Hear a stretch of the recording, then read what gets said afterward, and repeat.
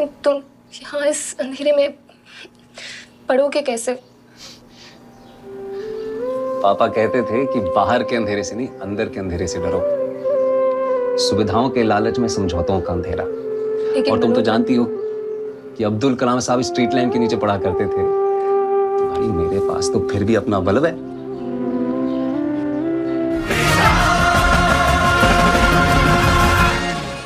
Restart. सुविधाओं के लालच में समझौतों का अंधेरा। तो भाई ये लोग सीधी सीधी बात है, तुम लोगों को जानना चाहते हैं कि सुविधाएं अगर तुम ले रहे हो तो तुम्हारा सिलेक्शन नहीं होने वाला। तो ये सब प्रोटेस्ट बेकार है। गटर का पानी पियो, नाले में रहो, ठीक है, जब ही जाके तुम्हारा सिलेक्शन होगा, वरना नहीं होगा।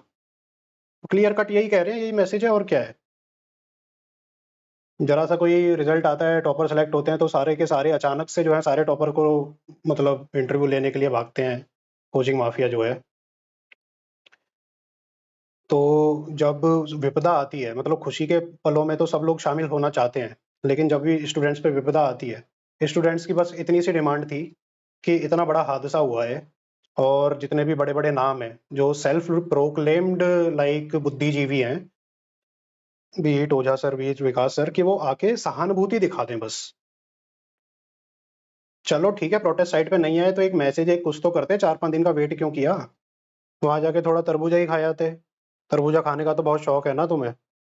देख लेते बाकी स्टूडेंट कैसे तरबूजा खा रहे हैं, बहुत ही स्वादिष्ट लगता है। तो अगर बोला जाता है कि भाई विकास दिव्य कीर्ति और ये ओझा सर जिम्मेदार कैसे हैं, तो उसका सबसे बड़ा रीजन यही है कि इन्होंने हर उस इंसान को सपने दिखाए हैं इस तैयारी के, जो कि भारत का नागरिक है और 30 साल से नीचे है, 32 साल से नीचे है। हर उस नागरिक को इन्होंने सपने दिखाए हैं कि आप भी आईएएस बन सकते हो, और ये पैसा लूट रहे हैं। अब ये कहाँ से बात आई कि ये भाई बिजनेस है? उनको तो गुरु की उपाधि दे दी गई है। They are self proclaimed Guru, they are basically businessman. गुरु शिष्य परंपरा में ये होता था कि पहले गुरु अपनी शिक्षा देता था, उस शिक्षा से एक शिष्य को काबिल करता था, उसके बाद गुरु दक्षिणा शिष्य उसको देता था।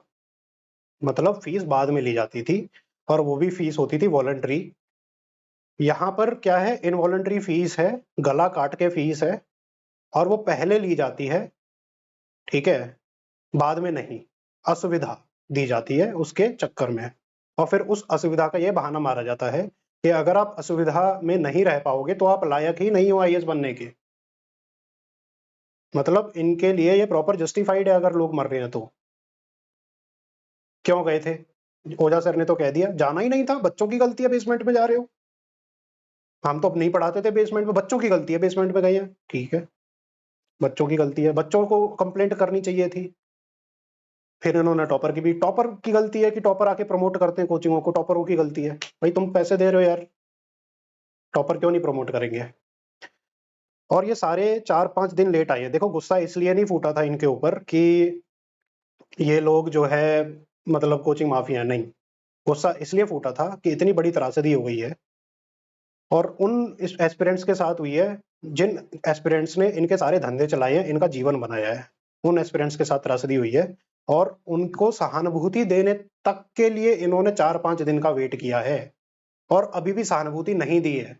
मैं बताता हूँ कैसे नहीं दी है। विकास सर ने बोला कि मेरा स्वभाव ऐसा नहीं है कि पहले तो सारी चीजें खुल के आ जाएं, फिर मैं उसके बाद बात करूंगा। देखो मौत हुई थी वो तो पहले दिन ही निश्चित हो गई थी, तो अगले दिन आ जाते, उसमें और क्या खुल के आना था भाई। जब किसी के रिश्तेदारों में कहीं पे डेथ हो जाती है, तो क्या अंतिम संस्कार के 3 दिन बाद जाया जाता है कंधा देने के लिए? जब ही जाया जाएगा ना, जब डेथ हुई है उसके तुरंत ही जाया जाएगा, अगले दिन जाया जाएगा? 4-5 दिन बाद जाया जाएगा कंधा देने के लिए?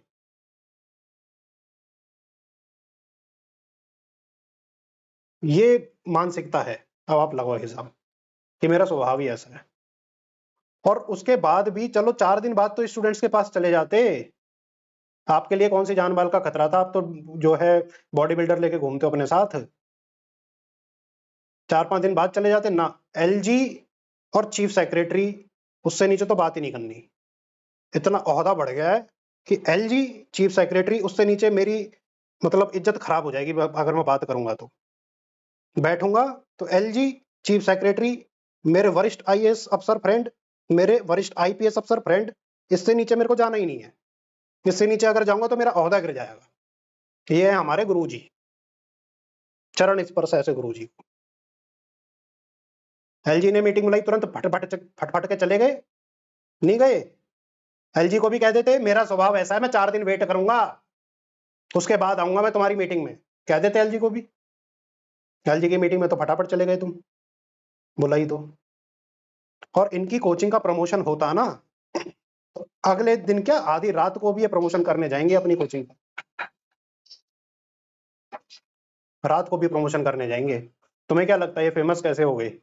पूरे पूरे अखबारों पे बड़े बड़े इश्तेहार छपते हैं, 10-10, 20-20 लाख रुपए एक दिन का खर्चा रहता है, और ये कंटिन्यूस पूरे साल चलाते हैं इश्तेहार।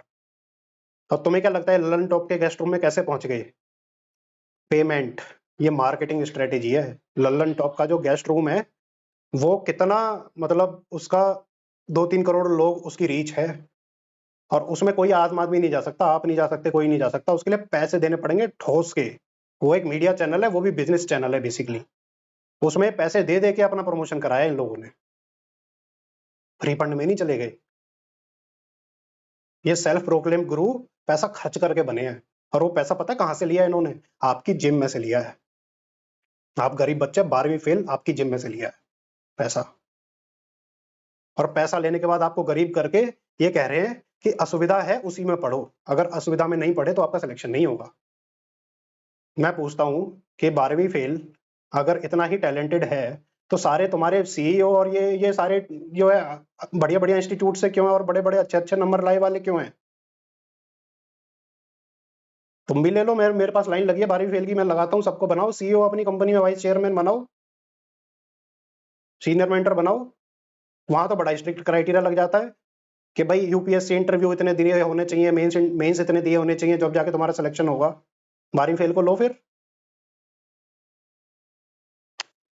ये हालत है। और ओझा सर की तो गुंडे ही निकल गई। वो पहले कहते थे अरे मैं बहुत बड़ा हूँ, कोई बोल के दिखा दे और जो है ये कर दूंगा वो कर दूंगा, कट्टे चला देंगे फला ढीक। ठीक है, अब क्या कह रहे हैं कि वहाँ एंटी सोशल एलिमेंट्स थे, अगर मेरी जान माल के साथ कुछ हो जाता तो निकलेगी गुंडई, निकलेगी गुंडई। वहां पे लेडी टीचर गई हैं कितनी सारी, वहां पे जेंट्स टीचर गए हैं कितने सारे।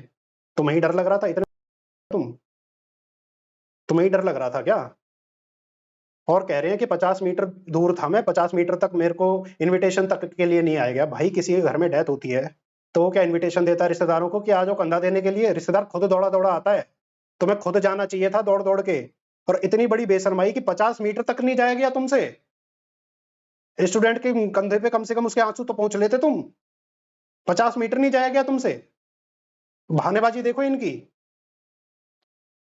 और ये लल्लन टॉप पे तो ये इंटरव्यू दे रहे हैं अपने प्रचार प्रसार के लिए, ये स्टूडेंट के साथ क्यों नहीं बैठे? वहां दुनिया भर के पॉलिटिशियन जा रहे हैं, दुनिया भर के कौन सा टीचर नहीं गया? सारे के सारे रेस्पेक्टेड टीचर गए वहां पर, इन दो को छोड़ के। इसीलिए ये बदनाम है, इसलिए इनको उपाधि दी जा रही है। ये लायक भी है इसी उपाधि के। और जो भी इनके इंटरव्यू आप देख लो, अपनी कोचिंग का प्रमोशन, मेरी कोचिंग में ऐसा होता है, मेरी कोचिंग में ऐसा होता है, मेरी कोचिंग सबसे अच्छी है। मतलब अपॉर्चुनिटी तलाश रहे हैं ये स्टूडेंट्स की डेथ के ऊपर।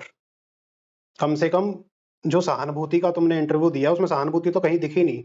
तुम्हारी कोचिंग का प्रमोशन जरूर दिखा है, तुम्हारी कोचिंग का प्रमोशन जरूर दिखा। और मैं एक और बात बताना चाहता हूँ, ये लोग कहते हैं कि हमने तो नहीं बोला दिल्ली आने के लिए। भाई इनके कितने वीडियोस हैं, बुकिस्तवा ने वीडियो डाली थी कि पहले बोल रहे हैं दिल्ली आओ, दिल्ली आने बिना नहीं होगा। बाद में जब इंसिडेंट हो गया उसके बाद कह रहे हैं मैंने तो पहले से ही बोला था कि ऑनलाइन एजुकेशन करो। इतनी बड़ी हिपोक्रेसी है यहाँ पर। जब स्टूडेंट्स को तुम्हें पता है सुविधाएं नहीं है, दिल्ली में बच्चा इसलिए नहीं आ पाता कि सुविधाएं नहीं है, फिर ये मूवी बना दी कि भाई सुविधाओं का लालच करोगे तो आईएएस नहीं बन पाओगे, गटर का पानी पियो, नाले में रहो, जब जाके तुम जो है आईएएस बनोगे, वरना नहीं बनोगे। इस तरह का माहौल बनाया गया, झूठी तसल्ली दी गई। जो बच्चा पढ़ाई में अच्छा नहीं है, जिसने 12वीं जैसे तैसे करी है, तुम उसको यार आईएएस बनने के सपने दिखा रहे हो। मतलब तुम 12वीं फेल हो, कोई गांव में कोई बच्चा 12वीं फेल है, तो उसके सपने दिखा रहे हैं कि 12वीं फेल होते होना क्राइटेरिया है मतलब आईएएस बनने का। ये बता रहे हैं कि 12वीं फेल होना क्राइटेरिया है। इस देश की जो है 50 करोड़ 60 करोड़ जनता 12वीं फेल है, ठीक है, तुम उनको दिखा रहे हो कि तुम भी आईएएस बन सकते हो। मतलब किस लेवल की ये लूटमारी चल रही है, आप ये समझो। मतलब आदमी कहीं भी इंटरव्यू लेता है ना, तो ये देखता है कि उसने 10वीं में कितने मार्क्स लिए, 12वीं में। यार मैं मेंटरशिप लेता हूँ तो मैं भी ये देखता हूँ कि 10वीं में 12वीं में क्या परफॉर्मेंस है, बीटेक में क्या परफॉर्मेंस है, कितने एग्जाम में कितने लगभग नंबर आए। ज्यादा कम होते हैं तो मैं भी मना कर देता हूँ, भाई मेरे बस की नहीं है। अब ये लोग क्या है, 12वीं फेल हो तो तुम्हारा जरूर होगा। ये हालत है इनकी। अब बात आती है प्रोटेस्ट पे। ये नहीं चाहते प्रोटेस्ट चले क्योंकि इनका धंधा ठप हो रहा है। अब ये प्रोटेस्ट को, स्टूडेंट की डेथ्स को अपने बिजनेस के लिए कैसे यूज कर रहे हैं मैं बताऊंगा। पहले तो ये बच्चों के साथ गए नहीं, ये गए एलजी की मीटिंग में। और एलजी की मीटिंग में क्या प्रस्ताव दिया इन लोगों ने कि एक पूरा कोचिंग हब अलग से बनाया जाए, जहां पे सिर्फ इन्हीं लोगों की कोचिंग खोली जाए और सरकार ही जमीन दे इनको, सरकार ही इनको बिल्डर प्रोवाइड करे, ठीक है, और सरकार ही इनको जितनी भी वो है सहूलियत, वो सारी की सारी सरकार दे इनको, ताकि ये स्टूडेंट का खून बाद में भी चूस सके और खुलेआम चूस सकें। अब तो ये चाहते हैं ये। सबसे पहले इनकी ये डिमांड नहीं थी कि कोई भी कोचिंग हब बनेगा 3-4 साल उसमें लगेंगे। सबसे पहले ये डिमांड नहीं होनी चाहिए थी स्टूडेंट्स के लिए मैस बनाई जाए, स्टूडेंट के लिए लाइब्रेरी, सरकारी लाइब्रेरीज, रीडिंग रूम्स बनाए जाएं, अभी तुरंत खोले जाएं, जो कि जो है 1-1.5 महीने के प्रोसेस अंतराल में जो है बन सकती है। सारी जो है वहां पे सुविधाएं प्रोवाइड कराई जाए, लाइब्रेरी बनाई जाए, वहीं पे जो पुराने हॉस्टल है उनको तोड़ ताड़ के जो है नए नए सिरे से बनाया जाए। पहले तो यही डिमांड होती है ना कि शॉर्ट टर्म लॉन्ग टर्म होता है, डायरेक्ट लॉन्ग टर्म पे कूद गया, और लॉन्ग टर्म भी इनके बिजनेस इंटरेस्ट को सूट करता है इंस्टेड ऑफ स्टूडेंट इंटरेस्ट। यहाँ पे क्राउडेड हो गया, यहाँ पे इनकी फीस नहीं बढ़ पा रही, यहाँ पे जो है इनके स्टूडेंट इंटेक नहीं बढ़ पा रहे। अब ये चाह रहे हैं नए जगह पे, जहाँ पे अभी तो हजारों स्टूडेंट को एक ही क्लास में कर रहे हैं, वहां लाखों स्टूडेंट को एक ही क्लास में कर देंगे ये, एक ही बैच में। ये चाह रहे हैं कि 1 करोड़ बच्चा इनके यहाँ तैयारी करे आके और फीस दे वही 1.5-2 लाख रुपए, क्योंकि नया इंफ्रास्ट्रक्चर प्रोवाइड करा रहे हैं। और सारा कंपटीशन किल हो जाए, सारा कंपटीशन किल हो जाए, जो नए नए लड़के आ रहे हैं वो खत्म ही हो जाए प्रॉपर, क्योंकि 50-60 करोड़ उनके पास होगा ही नहीं वो नए तरह के वो फैंसी इंस्टीट्यूट्स बनाने के लिए। इन्होंने तो सारी सरकारी सुविधाएं ले ली, नया बच्चा कैसे लेगा सरकारी सुविधाएं? ये तो लेके बैठ गए, जमीन लेके बैठ गए, और क्योंकि इनकी पहुंच है। अब ये देखो, एलजी से नीचे तो बात ही नहीं करनी, चीफ सेक्रेटरी से नीचे बात ही नहीं करनी। अब क्योंकि इनकी इतनी पहुंच है तो उसका ये फायदा अपनी कोचिंग इंडस्ट्री और ये अपना जो हब है उसको बढ़ाने के लिए लगा रहे हैं। और उस हब में गिने चुने ही लोग हैं जिनका ये प्रमोशन करवा रहे हैं आउट ऑफ स्टूडेंट प्रोटेस्ट। वहां पे जाके क्या इन कोचिंग मालिकों को जो स्टूडेंट की डिमांड्स हैं उनके लिए बात नहीं करनी थी? उनके लिए स्टूडेंट्स के रिप्रेजेंटेटिव आए थे। अब वो स्टूडेंट के रिप्रेजेंटेटिव कौन थे? अब खुल के आ रहा है, वो सारे थे आंदोलन जीवी, जो डीयू जेएनयू से इन्हीं के प्लांटेड लोग थे, जो पहले स्टूडेंट की बात करते थे, वहां पर गए तो इनकी तूती बोलने लगे। उसके बाद जो है ना, यहाँ पे आके प्रोटेस्ट डिसमिस करा दी उन लोगों ने कि हाँ हमारी बात हो गई है और हमें आश्वासन दिए गए हैं, हमने साइन करवा लिए हैं, ये करवा लिए, अब स्टूडेंट प्रोटेस्ट बंद कर दो। पुलिस ने बैरिकेड खोले और सारा रास्ता शुरू हो गया। तो वो तो भला हुआ वापस से बारिश आ गई तो इतना वापस से लेवल बढ़ गया। अब इनकी पोल भी खोल दी कि ये सारे आश्वासन धरे के धरे हैं। मैं आपको बता रहा हूँ, ये कितना भी बोल रहे हैं वहीं का वहीं सिस्टम रहेगा, बिल्कुल नहीं बदलेगा। ये आपको एक लॉलीपॉप पकड़ा रहे हैं कि नई जगह पे इंस्टीट्यूशन सारे शिफ्ट करेंगे, ऐसा कुछ नहीं होने वाला। जिन इंस्टीट्यूशंस ने अपनी अपनी बिल्डिंग बड़ी बड़ी खड़ी कर रखी है, ठीक है, यहाँ पे जो है 200-200 300-300 करोड़ रुपए इन्वेस्ट कर रखा है, वो इंस्टीट्यूशन कभी भी नई जगह पे नहीं जाएगा।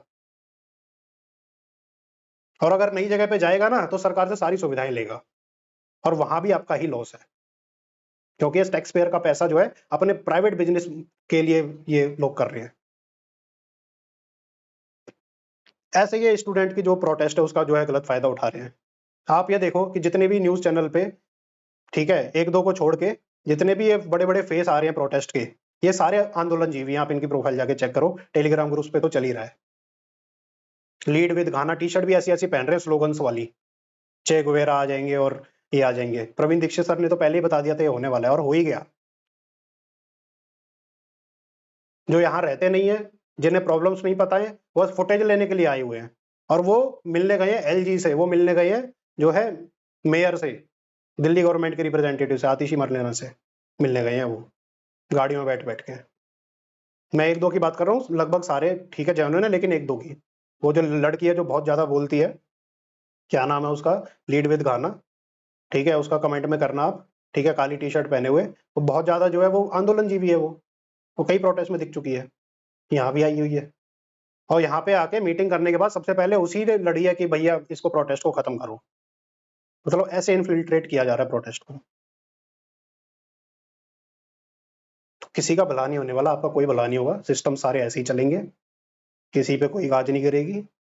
और ये आपदा को अवसर बना रहे हैं सारे के सारे कोचिंग इंस्टीट्यूट्स, मैं आपको ये बता दे रहा हूँ। Thank you all.